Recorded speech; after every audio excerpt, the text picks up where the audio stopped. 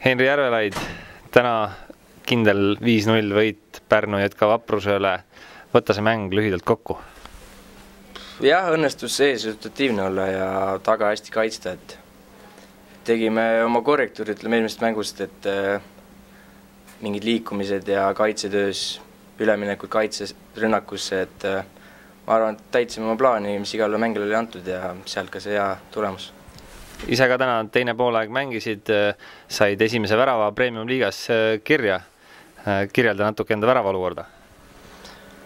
Jah, sain kirja, ma loodan, et see on üks paljudest, et saab meeskonna veel oma väravatega aidata, et kiire üleminek oli kaitsest rünnakusse, pall läks keskele Sakale, avanesin liinide taha, mängisin alandest pööda, nagu trennis harjutatud ja kahjuks suutis kaitse selle väravjoone pealt tuua, aga säilitasin külma pead ja lõin selle siis sinna kinni. Nüüd natukene puhkust ja siis järgmine mäng kodus juba Tallinna Kalevi vastu.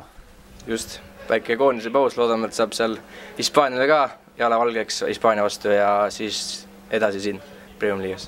Aitäh ja edu! Peatreener Jürgen Henn, tulime tagasi võidulainele, täna kindel 5-0 võit Pärnu üle. Kuidas mänguga rahul olid? Jällegi ei ole põhjust nagu mitte rahul olla, et alati leiab mingeid asju, mida nagu paremaks teha, aga suuresti nagu mängisime, ma arvan, jällegi väga hea keskendumisega, et selliseid äravajumisi ei olnud, hoidsime taga 0, jällegi ründavad mängijad lõid väravaid, et seda nagu ongi nagu hea näha, et alguses võtsime kontrolli kohe enda kätte, 25. minutil lõime esimese värava, poolaeg oli 2-0, lõpuks 5-0. Kas väravaid oli nii-öelda piisavalt või oleks võinud rohkem realiseerida? Oli veel, ütleme, võimalusi, aga ei saa ka otseselt nuriseda, sest vastane ikkagi kaitses päris suurte jõududega, et seal ei olnud ka selle kuiva väljaku peal lihtne seda lahti muukida, et muidugi oleks rohkem, oleks veel nagu parem, aga 5 on ka täitsa nagu, on okei.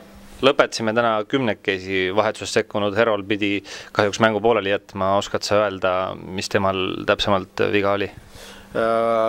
Hetkel tundub, et külgsidemetega, et selline täpne prognoos ei ole veel hetkel teada, et täpselt kui tõsine see vigastus on, aga pigem tundub selline tõsisema poolne, et aga nüüd selgub, et järgmise nädala jooksul. Nüüd koondise paus ja siis juba uue hooga edasi kodus Kalevi vastu. Just nii. Olgu, aitäh ja edu!